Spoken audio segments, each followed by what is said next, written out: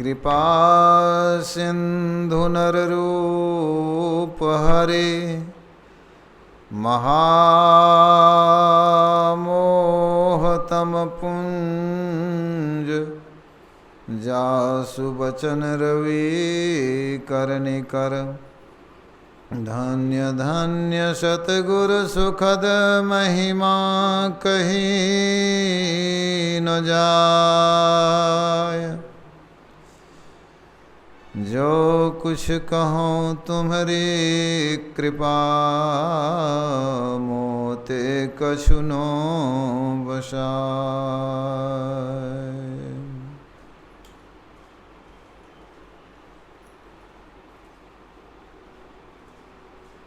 परम अर्चनीय वंदनीय साधु समाज, परम आदरणीय धर्मानुरागी सज्जन वृंद, भक्तिमती माताओं एवं धर्मशीला बहनों, हम लोग अभी यत्र तत्र से एकत्र होकर के सत्संग में बैठे हुए हैं। यह सत्संग जो हो रहा है हमारे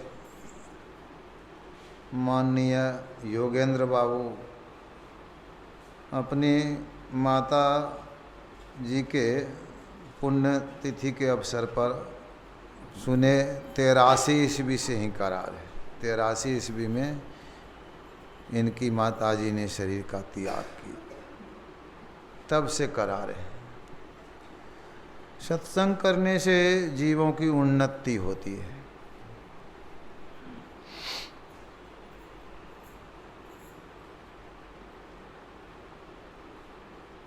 राजा जनक अष्टावक्र जी के द्वारा सत्संग करा रहे थे। एक विषधर सर्प आया, सब उसको देख करके भागने लगे।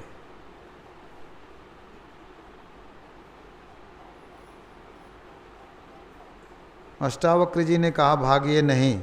राजा जनक से कहा इनको आसन दीजिए। राजा जनक ने आसन दिया, वह सर्प बैठा, सत्संग सुना। सत्संग की समाप्ति हुई, सर्प का शरीर छूट गया। सर्प को दिव्य शरीर मिला देवताओं का।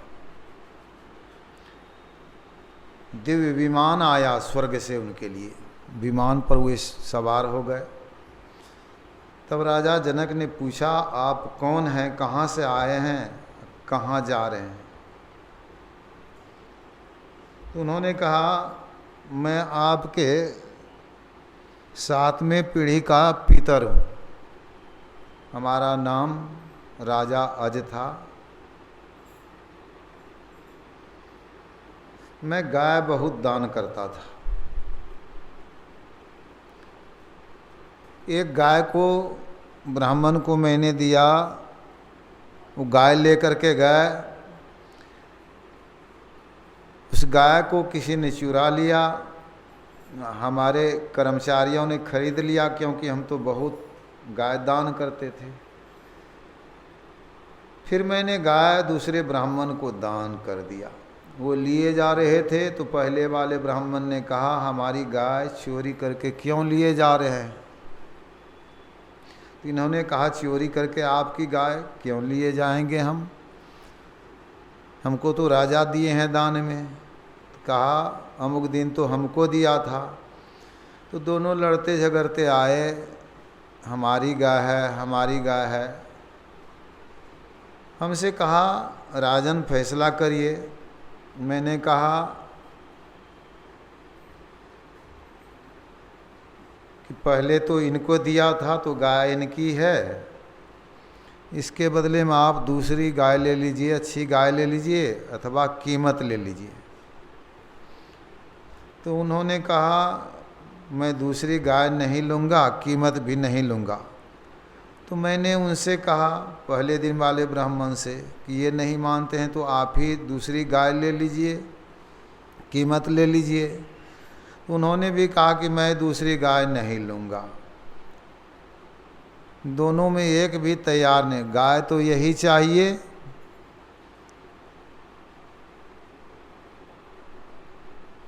फैसला करिए राजा। मैंने कहा आप दोनों कोई बात मानते नहीं, भूल से हमसे गलती हो गई है।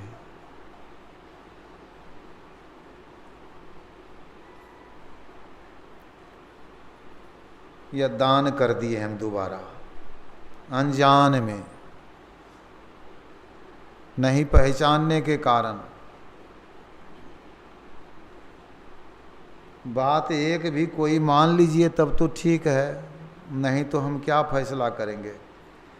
कहा नहीं करिएगा फैसला तो हम लोग अनशन करेंगे। तब जो करिए, तो अनशन हमारे दरवाजे पर राज दरबार में किया। दोनों ने भोजन पानी के बिना शरीर का त्याग कर दिया।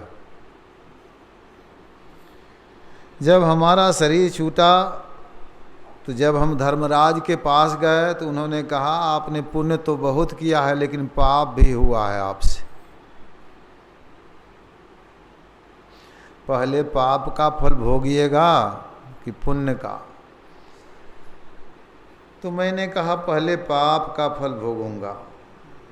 तो कहा जाइए सर्प की जोनी में पाप का फल भोगिए।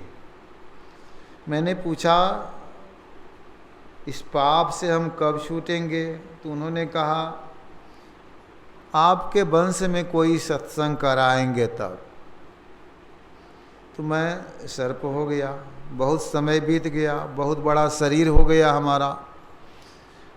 रात में एक दिन चारा करने के लिए निकला था, इतने में चरवाहे लोग गाय भैंस चराने के लिए आ गए भोर में।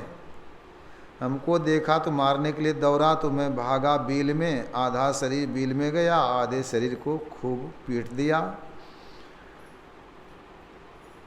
प्राण छूटा नहीं, कई दिनों के बाद हमारा प्राण छूटा, बहुत कष्ट के साथ। दोबारा जब मैंने जन्म लिया तो हमारी माँ ही हमको खा गई। नागनी अपने बच्चे को खाती है। यह तिवारा जन्म था जो कि आपने सत्संग कराया, मैंने सत्संग सुना और हमारा उद्धार हुआ। तो यह जो सत्संग कराते हैं अपने पितरों का उद्धार के लिए, अपने पूर्वजों का उद्धार के लिए, यह सत्संग से होता है। अभी पाठ हुआ भगवान श्री राम की वाणी,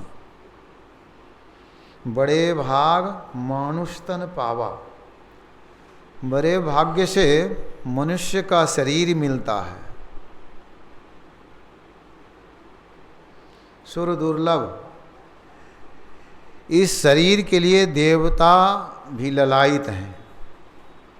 देवताओं को यह शरीर प्राप्त नहीं है।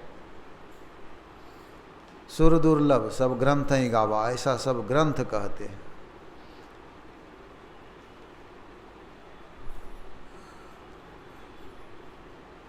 किसी भी चीज में कहते हैं हम लोग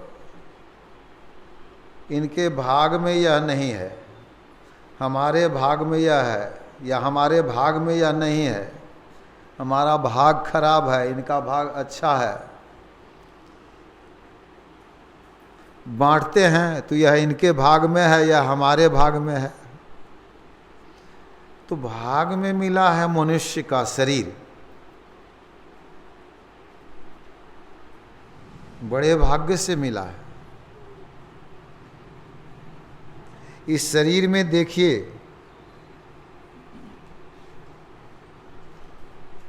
कोई कोढ़ी हैं, कोई लंगड़े हैं, कोई लूले हैं, कोई अंधे हैं, कोई बहरे हैं, कोई काने हैं, कोई दर दर ठोकर खाते हैं। दे दो राम दिला दो राम, देने वाला सीताराम, बाबू एक पैसा दे दो।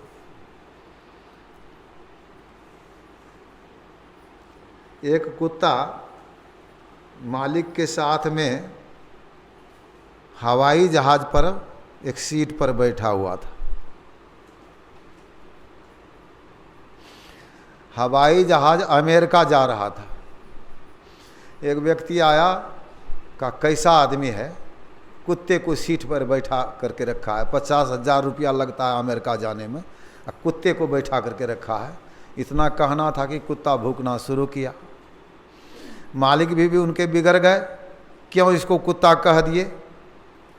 का कुत्ते को कुत्ता नहीं कहेंगे तो क्या कहेंगे। का नहीं, यह हमारा डॉग साहब है। तो कुत्ता भी भूक रहा था, मालिक भी बिगड़े हुए थे। इन्होंने कहा सॉरी डॉग साहब, डॉग साहब गलती हो गई। कुत्ता भी चुप हो गया, मालिक भी चुप हो गया। अब बताइए 50,000 रुपया कुत्ते ने कहाँ से लाया। 50,000 रुपया कहाँ से लाया कुत्ते ने। अमेरिका जा रहा है चढ़ करके, यहाँ लोगों को बाबू 1 पैसा दे दो, तब तो कहना चाहिए बड़े भाग कुत्ता तन पावा। हमारे पूज्य साहिब बाबा बराबर सुनाते थे कि सौराष्ट्र में एक भैंसा था। आन भैंसे के तरफ वह नहीं दौड़ता था, उसके लिए गद्दा लगा रहता था, फूल बेलपात चढ़ता था, फल वो जो खाता था, लोग खाते थे। वो भैंसा अभी नहीं रह गया, पूजा होती थी उनकी। तो बड़े भाग भैंसा तन पावा कहना चाहिए। यह विचारिए वह कुत्ता या भैंसा नाम जप करेगा। संत कबीर साहब कहते हैं नाम जपत कुष्टी भला, चुई चुई परे जो चाम, कंचन देह के ही काम का जामुख नाही नाम। नाम जप जो कर रहा है उसका चाम चू चू करके गिर रहा है, कुष्ठ है शरीर में, लेकिन फिर वह ठीक है। कंचन शरीर है, सुंदर शरीर है, नाम नहीं जपता है तो वह शरीर किस काम का हुआ। नाम जपत दरिद्री भला, टूटी घर की छान, कंचन मंदिर जारी दे, जहाँ गुरु भक्ति न जान। नाम जप रहा है तो दरिद्र भी है तो ठीक है। हम लोग देहातों में घर बनाते थे फूस का, 2 ठाठ बनाते थे बांस का, और दोनों ठाठ को जिस रस्सी से जोड़ते थे ऊपर में मुन्ना पर, उस रस्सी को छान कहा गया है। वह छान अगर टूट जाए तो दोनों ठाठ अलग हो जाए, फिर तो सूरज चांद को देखिए, तारों को देखिए, बारिश भी घर में ही होगी।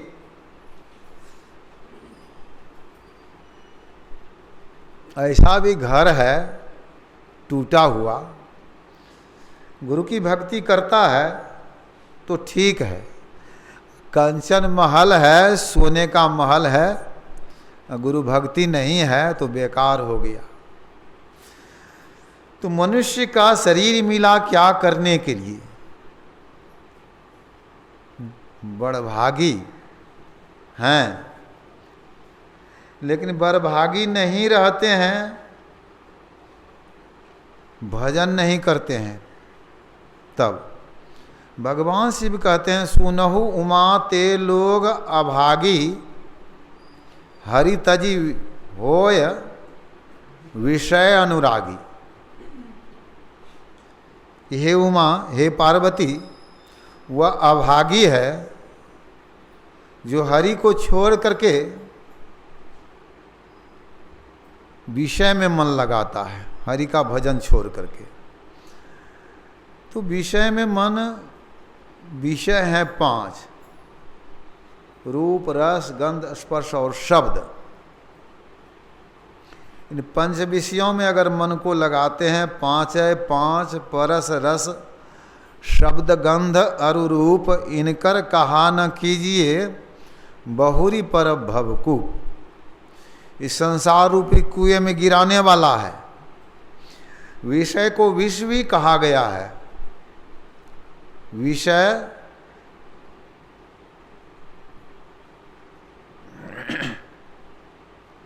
यो को सिर्फ हटा दीजिए, यह ढक्कन है, विष ही तो बचेगा। लेकिन विष को देख करके कोई मरते नहीं। अब विष को खा करके मरते हैं तो एक जन्म में, लेकिन विषय को देख करके, नैना कारण जले पतिंगा, देख करके पतिंगा दीपक के टेम में जल जाता है। और कितना जन्म? तो तुलसीदास जी कहते हैं विषय बारी, विषय रूपी पानी है, मन मीन, हमारा मन मछली बना है, उसमें भिन्न नहीं होत कबहू पल एक, कभी भी अलग नहीं होना चाहता, एक पल भी नहीं। ताते सहो विपत्ति अति दारुण, जन्मत जोनि अनेक, इसीलिए अनेक जोनियों में विपत्ति सहते हैं, जन्मते हैं मरते हैं, जन्मते हैं मरते हैं, विषय भोग करते हैं। जन्म लिए, विषय भोग किए, फिर मरे। तो यह लगा हुआ है। एक एक जीव एक एक विषय में मारा जाता है।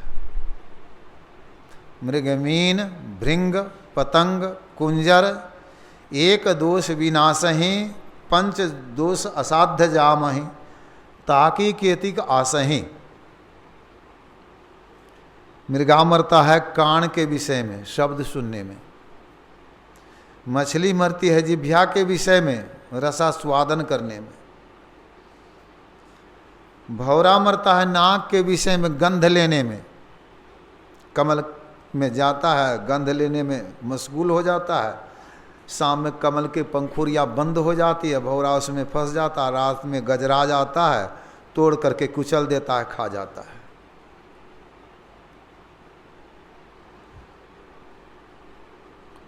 स्पर्श के विषय में हाथी पकड़ा जाता है, त्वचा का विषय स्पर्श है। जिह्वा का विषय तो मछली मरती ही है। तो सब पंच विषयों में सब जीव मरता है। मनुष्य के पास पांचों विषय है। पंच दोष असाध्य जामहि, ताकि केतिक आसहि, इसलिए दुर्लभा विषया त्यागो, दुर्लभं तत्व दर्शनम, दुर्लभा सहजावस्था, सद्गुरो करनाम बिना। सद्गुरु की दया के बिना विषय का त्याग, परमात्मा का दर्शन, सहज समाधि की अवस्था दुर्लभ है। इसलिए सद्गुरु के शरण में जाना चाहिए। मनुष्य का शरीर मिला, नर्तन भववारिद कह बेरो, मनुष्य का शरीर संसार रूपी समुद्र पार करने के लिए नाव है। सन्मुख मरुत अनुग्रह मेरो, परमात्मा की कृपा सन्मुख हवा है।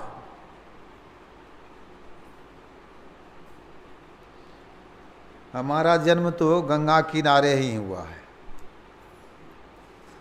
पूज्य गंगाधर बाबा, हम ये सब गंगा किनारे के रहने वाले। पूज्य गंगाधर बाबा का गांव हमारे गांव के बगल में, गंगा किनारे। तो नाव पर चढ़ करके सुल्तानगंज आते थे। पानी में नाव है, गंगा में नाव है पूरब मुख से। हवा का बहाव पूरब से पश्चिम के तरफ है और नाव का मुख है पूरब। अब पानी का बहाव पश्चिम से पूरब है और सुल्तानगंज है पश्चिम।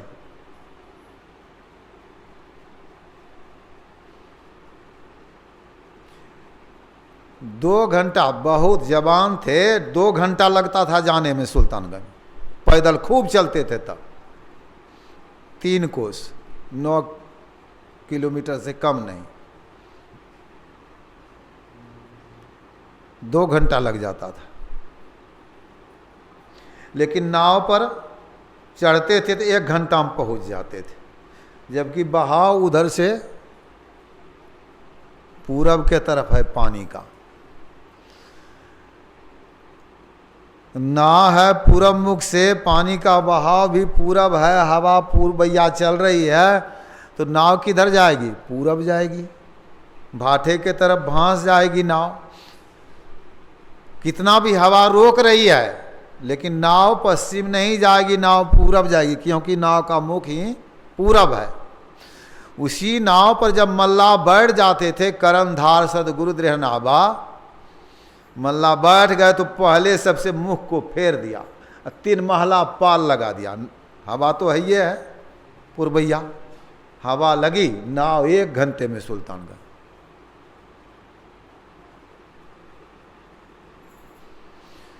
मतलब परमात्मा ने जीव को बहिर्मुखी बनाया है, बहिर्मुखी।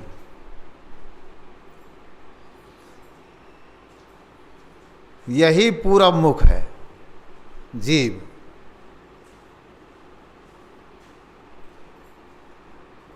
मनुष्य का शरीर दिया तो नाव तो मिल गई, लेकिन बहिर्मुखी जो बना दिया, मुख पूरब हो गया। हवा तो है, एक पशु है बंधा हुआ है, अगर किसी तरह से वह खुल जाए, उनकी रस्सी टूट जाए, तो बगल में किसी का खेत है, फसल है, उसमें वह जाकर के खाना शुरू कर देगा। पशु, उसको पता नहीं है कि हम चोरी कर रहे हैं, है उसको पता? कोई पता नहीं है उसको हम चोरी कर रहे हैं। पशु विषय भोग करता है, उसको पता नहीं कि हम व्यभिचार कर रहे हैं, और भी कुछ खा लिया, उनको पता नहीं कि हम नशाओं का सेवन करते हैं, उनको पता नहीं कि हम झूठ बोल रहे हैं, हिंसा कर रहे हैं, लड़ गए आपने में, किसी को उठा के बाजार भी दिया, उनको यह भी नहीं कि हम हिंसा कर रहे हैं, कुछ पता नहीं उनको। लेकिन हम जो मानव हैं, हम तो जानते हैं ना कि हम पाप कर रहे हैं, कोई पाप करिए नहीं 5 पापों में से, जानते हैं ना, लेकिन फिर भी करते जाते हैं। क्यों? बहिर्मुखी बनाया है परमात्मा ने। बहिर्मुखी बनाया परमात्मा ने। करेंगे, बाहर ही देखते हैं, किसके लिए करते हैं? शरीर के लिए, शरीर संबंधी, हमारी पत्नी है, हमारा पुत्र है, ये सब नाना नाती, पोता पोती, पाप हो जाता है, कर लेते हैं। संत सदगुरु मिल गए तो बताते हैं कोई किसी का नहीं है, और बाहर नहीं अंदर में देखिए, बाहर में जो देखते हैं सब माया का रूप है, अंदर में अपना स्वरूप दिखाई पड़ेगा। मुख को फेर दिया, बंद कर दृष्टि को अंदर करे, घट का पाठ गुरुदेव खोले, कहे कबीर संसार में गुरुदेव समान कोई ना ही तौले।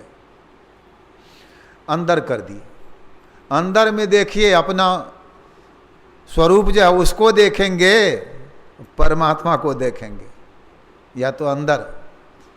संत सदगुरु बतलाते हैं चलने के लिए, तो यही मुख को फेरना है।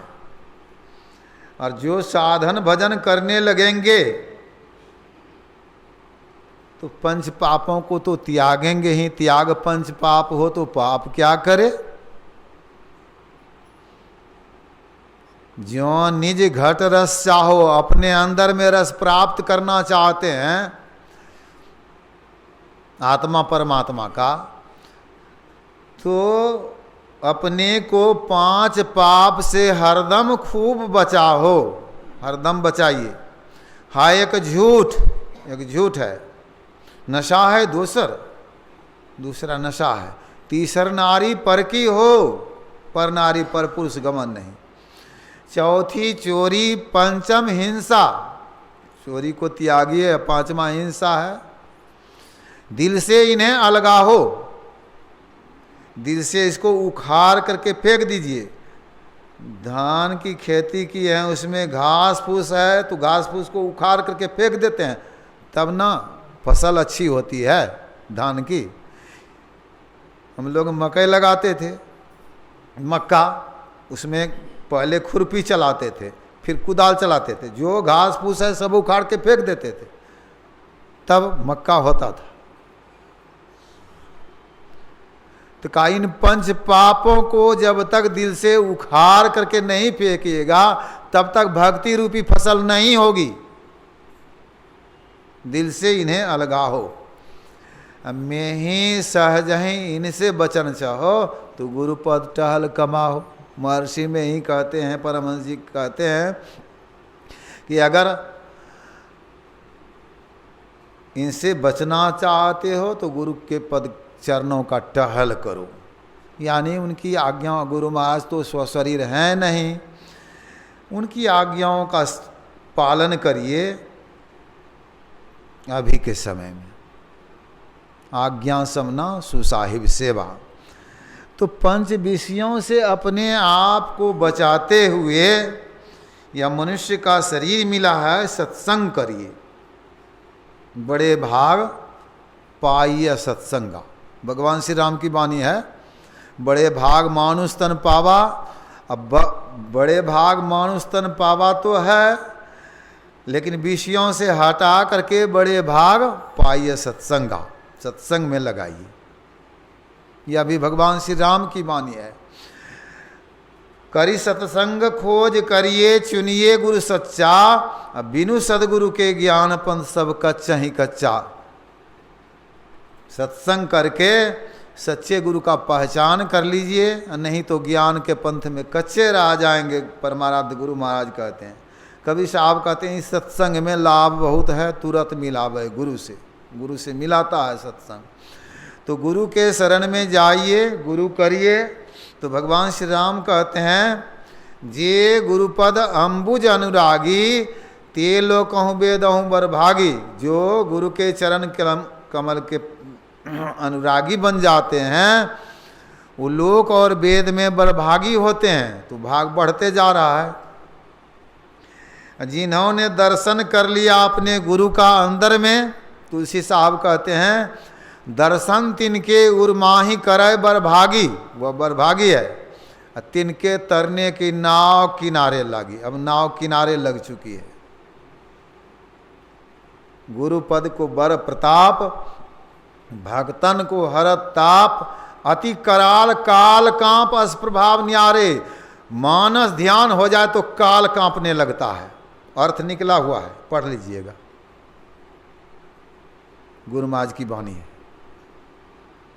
काल कांपने लगता है।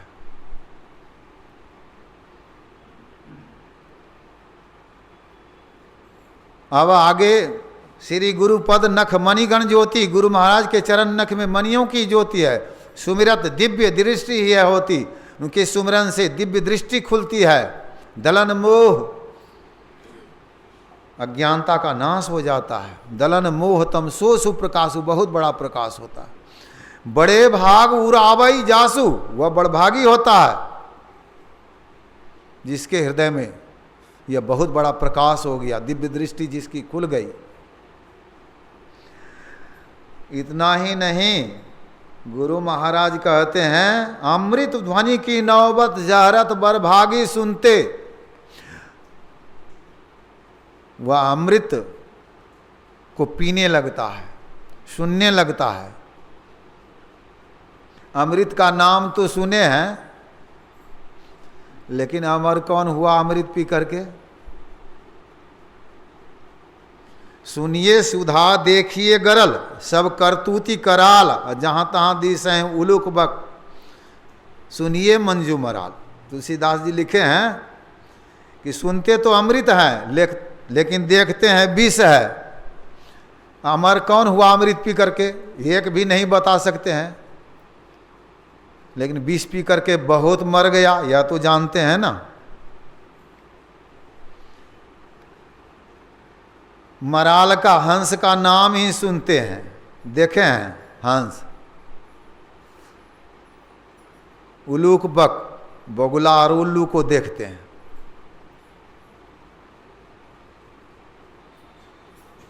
तो अमृत बहुत सुंदर चीज है। अमृत नीका कहे सबको, पिए बिना अमर नहीं हो, पिए बिना तो अमर नहीं होइएगा। कोई कहे अमृत बसे पताल, किसी ने कहा पताल में है अमृत, का अंत नरक क्यों ग्रसे काल, वहाँ अंत में नरक में काल ग्रसित करता है। का वहाँ अमृत कहाँ से आया। कोई कहे अमृत समुंदर माही, दरिया साहब कहते हैं बरुआग्नि सोखे क्यों ताही, बरुआग्नि शोषण करते रहती है। इतनी नदियाँ जाती है, इतना पानी जाता है, वो बढ़ता नहीं समुद्र, बरुआग्नि शोषण करते रहती है पानी को। का अमृत तो निकाल लिया गया, देवताओं दैत्यों ने मथ करके निकाला। चंद्रमा ने अमृत पिया।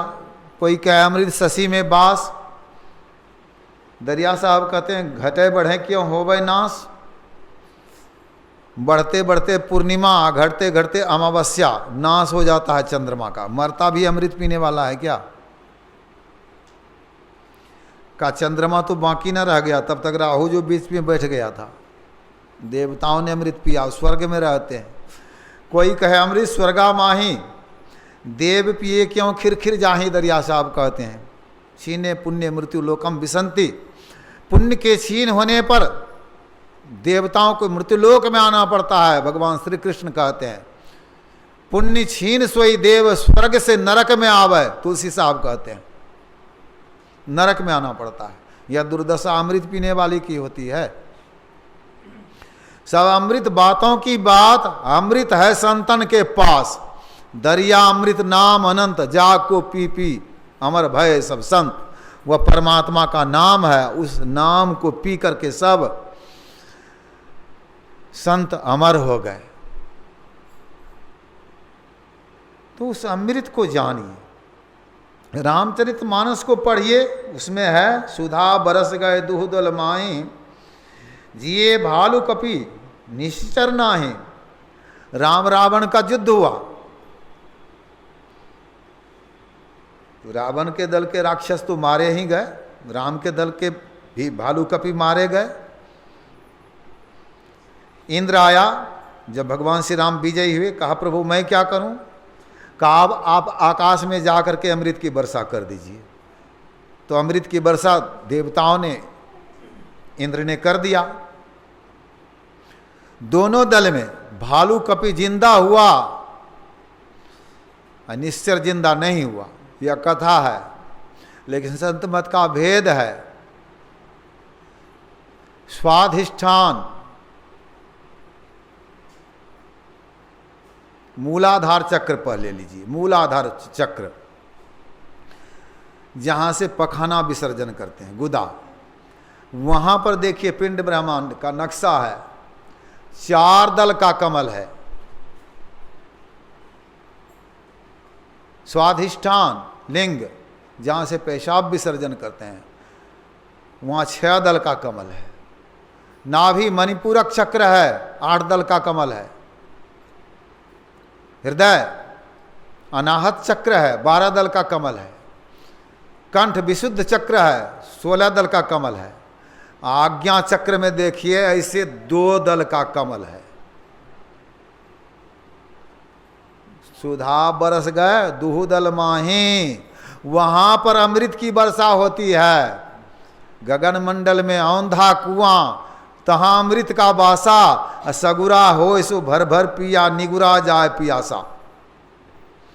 तो जो प्रकाश मंडल में जाएंगे, राम का भक्त कौन, अंधकार मंडल में कितना भी बड़ा महात्मा हो, वेश बना करके संसार उनकी पूजा करते हो, लेकिन काम क्रोध लोभ मोह मद मत्सर उनको भी सता रहा है।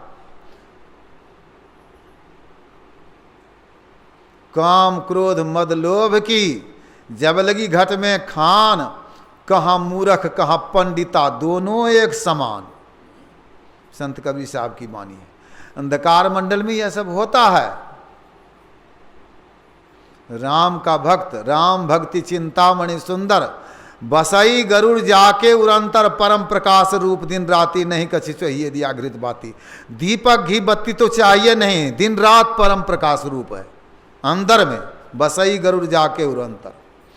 तो इस प्रकाश को जो प्राप्त कर लेते हैं अंदर में, वो राम के भक्त होते हैं और वो परमात्मा की आवाज को सुनते हैं, वही अमृत है। उस अमृत को पी करके अवधू अमर भये न मरेंगे, बहुरी न देह धरेंगे, ये अमर पद को प्राप्त कर लेते हैं तो वो बड़भागी हो जाते हैं। सुनत लखत सुख लहत अद्भुति में ही प्रभु मिलते, उनको परमात्मा मिल जाते हैं, उनका परम कल्याण हो जाता है। यह गुरु महाराज यह अमृत पीने के लिए के हैं। वैसे एक कथा है, कद्रु और विनीता कश्यप जी की धर्मपत्नी थी। कद्रु का पुत्र सर्प था, विनीता का पुत्र गरुड़। कद्रु और विनीता में रात में बात हुई। कद्रु ने कहा सूर्य का घोड़ा जो है उसका पूंछ काला है। विनीता ने कहा नहीं, सूर्य के घोड़े का पूंछ उजला है। कहा अगर उजला होगा तो मैं तुम्हारी दासी बन जाऊंगी। इन्होंने कहा अगर काला होगा तो मैं तुम्हारी दासी बन जाऊंगी। बात हुई, घर में गई, कद्रु का पुत्र आ गया सर्प सब। माँ ने कहा बेटा सूरज के घोड़े का पूंछ कैसा है? कहा उजला।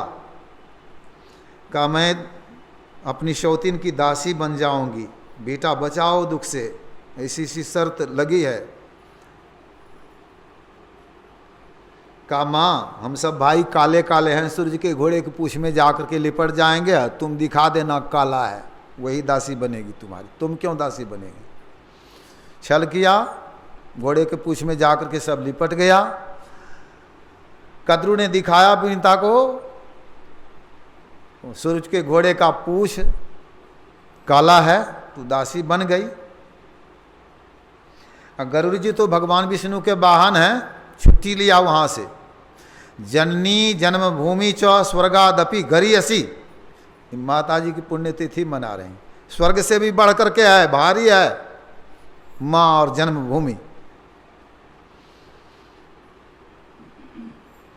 छुट्टी लिया भगवान विष्णु से, आया घर, देखा माँ दासी बनी हुई है। कहा माँ इस वेश में कैसे रहती हो, दासी के वेश में? कहा बेटा ऐसे ऐसे शर्त में हार गई मैं। कहा आज मैं जाता हूँ सेवा में। गया सेवा में, सेवा ढंग से किया। कद्रु प्रसन्न हो गई। कहा बेटा वरदान मांगो। कहा हमारी माँ को दासी के पद से मुक्त कर दो। कहा तुम तो भगवान विष्णु के वाहन हो, भगवान विष्णु के पास में अमृत कलश है, ला करके दे दो हमको। गरुड़ ने प्रतिज्ञा किया मैं अभी देता हूँ ला करके। चला, वहाँ से आया विष्णु लोक से, माँ ने भोजन नहीं दिया, सेवा में चला गया। इधर से चला तो बहुत जोरों की भूख लगी थी, तो 40 कोस का एक कछुआ मिला, गरुड़ ने खा लिया, लेकिन पेट नहीं भरा। आगे बढ़ा तो ये 60 कोस का एक हाथी मिला, उसको भी गरुड़ ने खा लिया। भगवान श्री कृष्ण बतलाए हैं योगी जो होते हैं कछुए के तरह होते हैं। जैसे कछुआ अपने अंगों को अपने खोखले में समेट लेता तो उसको मारते रहिए तो कुछ भी नहीं होगा। योगी इंद्रियों के घाटों से अपने चेतन धार को समेट लेते हैं आज्ञा चक्र में। योग इंद्रिया निग्रह, लेकिन मनोनिग्रह नहीं हुआ। यह मन तो है हस्ती मस्ती, हाथी के समान है। 60 कोस का है, कछुआ तो 40 कोस का। मनोमत गजेंद्रस्य विश्व विद्यान चारण नियामन समर्थो यंग नीनादो निस्तांकुश।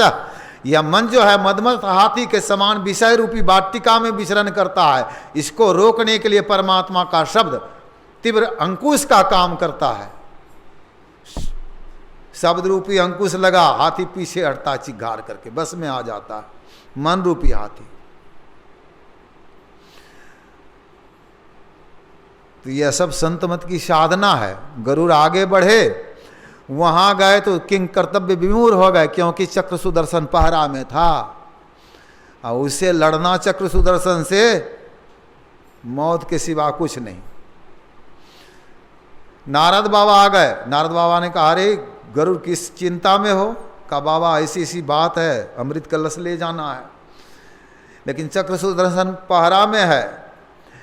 कहा, मैं बतलाता हूं तुमको युक्ति। चक्र सुदर्शन के बीच में छिद्र है, इस छिद्र से प्रवेश करो, अमृत कलश लेकर के भाग जाओ।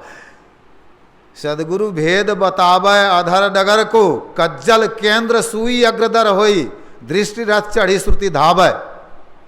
छेद का भेद, भेद यह पाना किसी ग्रंथ से है, समझ लो किसी संत से। संतों से समझना पड़ेगा। तो नारद बाबा ने बतलाया कि तुम्हारा शरीर विशाल है, तुम अपने शरीर को सूक्ष्म बनाओ, इसमें प्रवेश करो। हम लोग भी शरीर इंद्रियों के साथ में विशाल शरीर में रहते हैं, लेकिन हमारा स्वरूप क्या है? तो जिसमें लंबाई चौड़ाई मोटाई नहीं है उसे बिंदु कहते हैं, और उस बिंदु के बीच में बिंदु मध्य च जीवात्मा सूक्ष्म रूपेण वर्तते। अपने स्वरूप पर आइए, तभी 84 लाख योनियों से छूट सकते हैं। चक्र सुदर्शन के फेरा से छूटेंगे, नहीं तो चक्र सुदर्शन के फेरा में लगे रहेंगे। गरुड़ ने उठाया, कलश लेकर के भागा, दे दिया। वहां जाकर के भगवान विष्णु का आसन हिला, पीछे से दौड़ करके गए, गरुड़ को डांटा, हमारा वाहन होकर के तुम चोरी करता है। फिर अमृत कलश उठा करके लेकर के आ गया। कहने का मतलब, अपने अंदर में जो रास्ता है, इस रास्ते पर चलिए। अंदर में रास्ता है, ज्योति शब्द का राह बनाया, धरा जाए तिल से, लोधर जत्न करो दिल से। ज्योति और शब्द का रास्ता है अंदर में। तो यह मनुष्य का शरीर मिला है इस रास्ते पर चलने के लिए। तो बड़भागी बन करके परमात्मा को प्राप्त कर लीजिए, परम कल्याण हो जाएगा। बोलिए प्रेम से श्री सद्गुरु महाराज की जय।